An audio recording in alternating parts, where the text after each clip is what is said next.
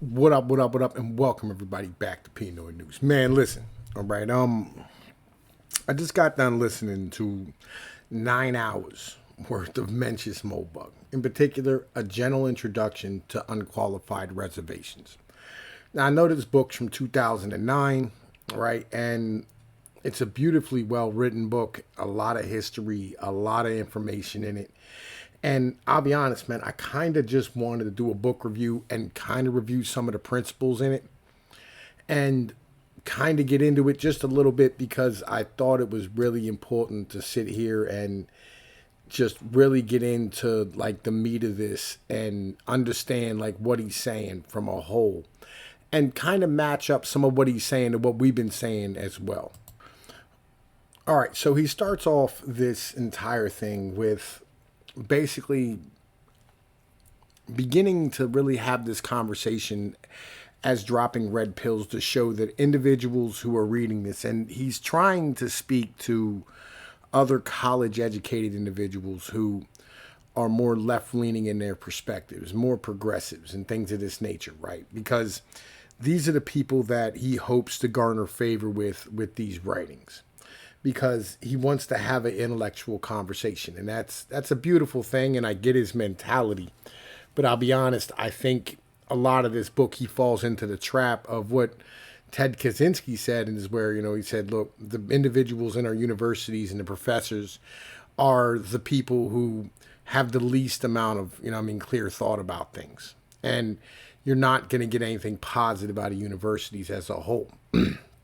So he goes through with these red pills, and the first thing he does is he stands here and he gives you a perspective of the American Revolution through a loyalist perspective, and he gives like a lot of history behind everything, and quotes lots of books and things of this nature, first sources and things that you would want to do.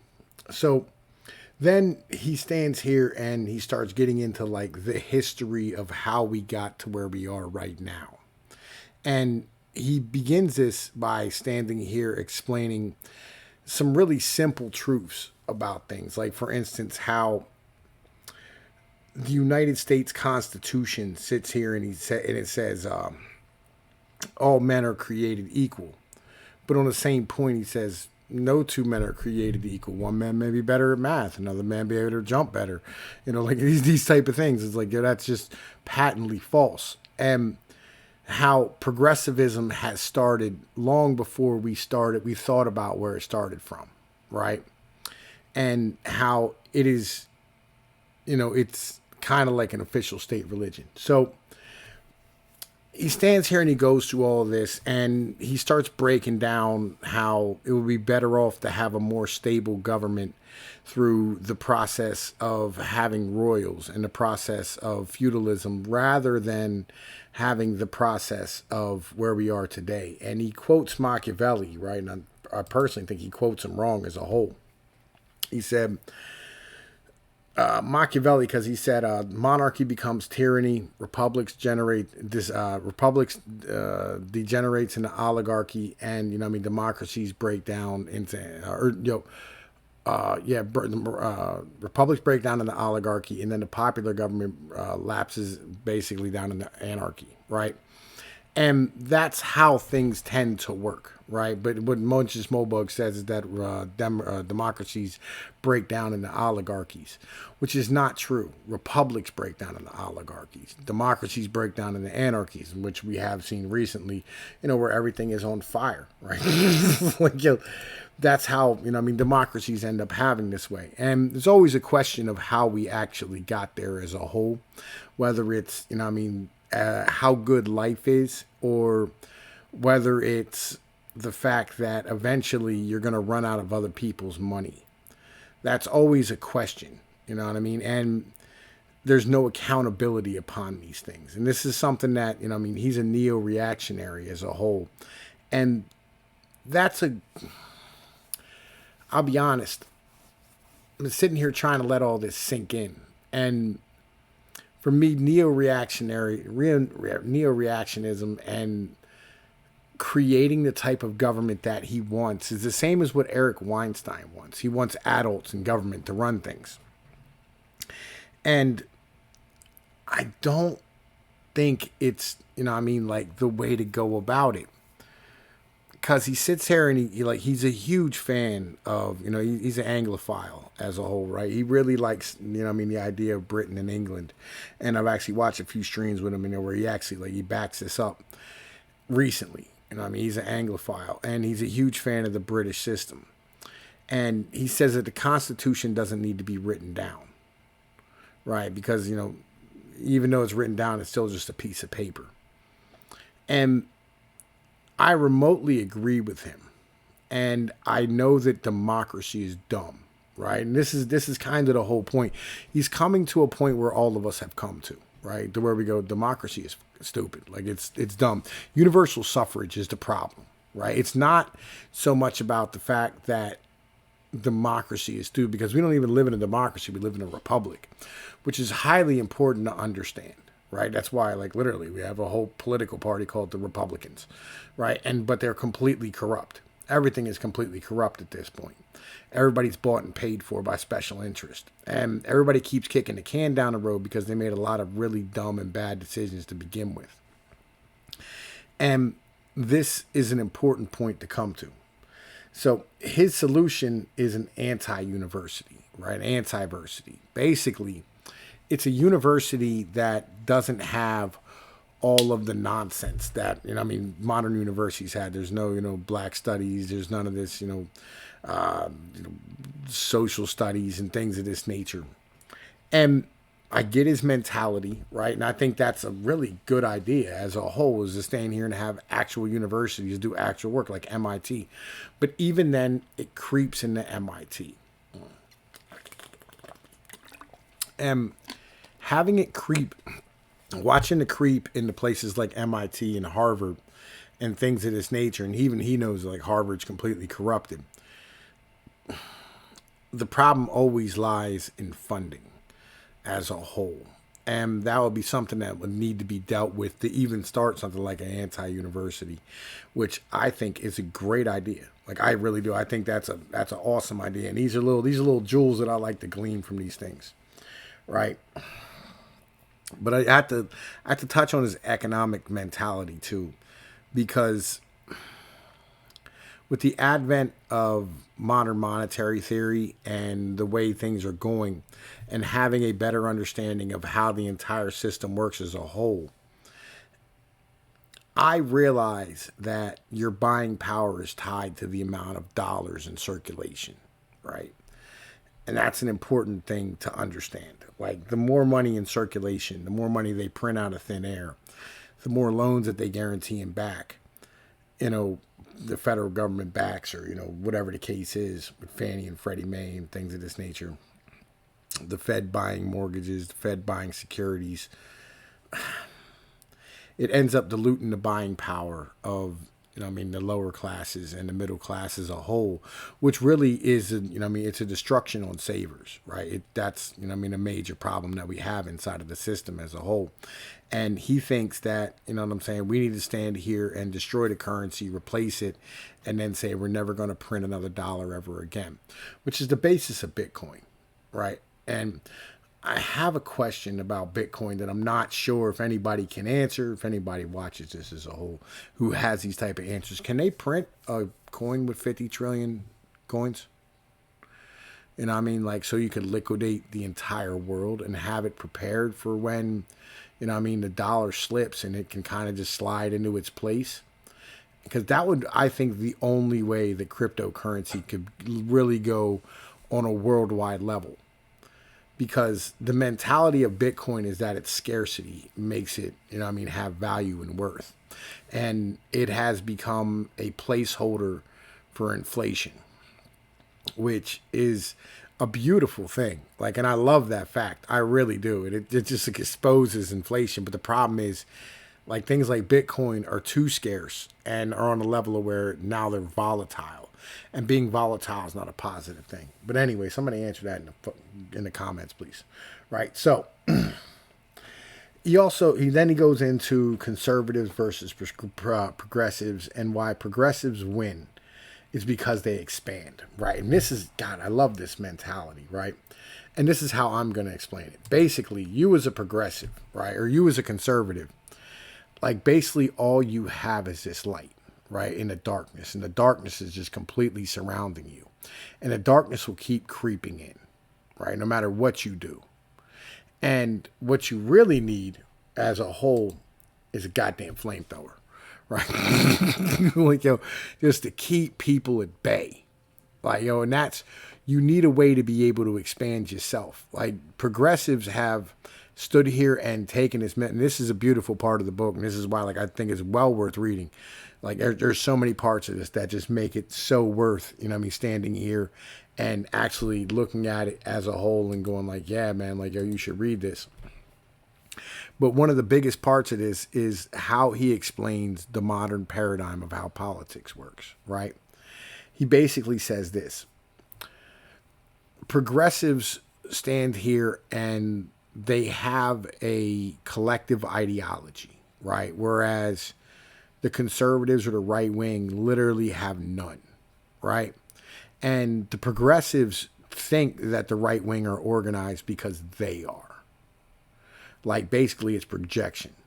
And in doing so, they've painted up this straw man of this right-wing boogeyman, right? Like Donald Trump is like a right-wing boogeyman.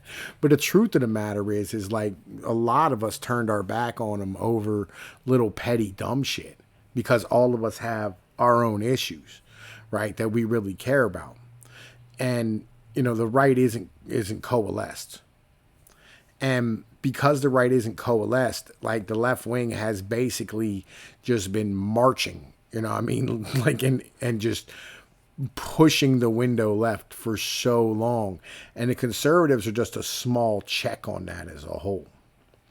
So his plan to stop all this neo-reactionist movement, is basically to do away, you want to get, a party elected, right?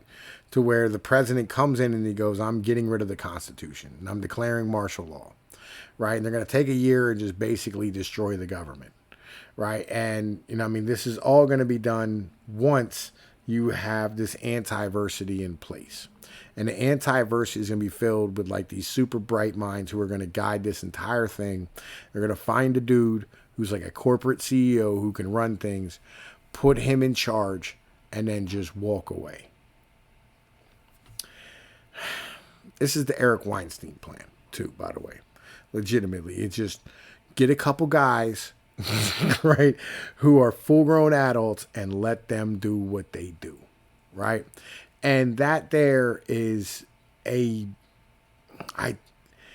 think it has too much faith in man, for me personally, right? I really do. I think it's too much faith in, too small individuals as a whole.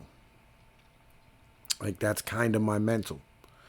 Like, when it comes down to it, that's really what I get down to, is I'm standing here and I'm just going, man, listen, I think that's a shitty idea to put one person in charge. And I get his mentality. I do.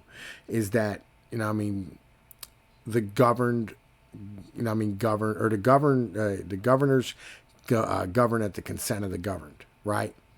Like the citizens allow individuals to stand here and take power.